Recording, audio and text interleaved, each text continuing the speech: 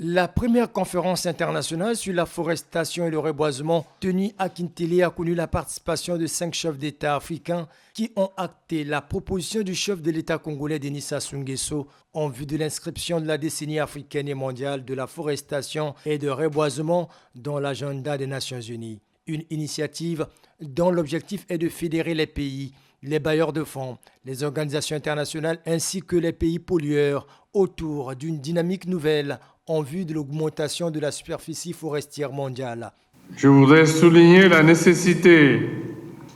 et l'urgence d'une plus grande mobilisation et d'un engagement résolu à tous les niveaux en faveur de la forestation et du reboisement. Les forêts dégradées ou menacées en Afrique et dans le reste du monde doivent retrouver toute leur vitalité en lien avec la préservation des écosystèmes de biodiversité et la lutte contre les changements climatiques pour la survie de l'humanité.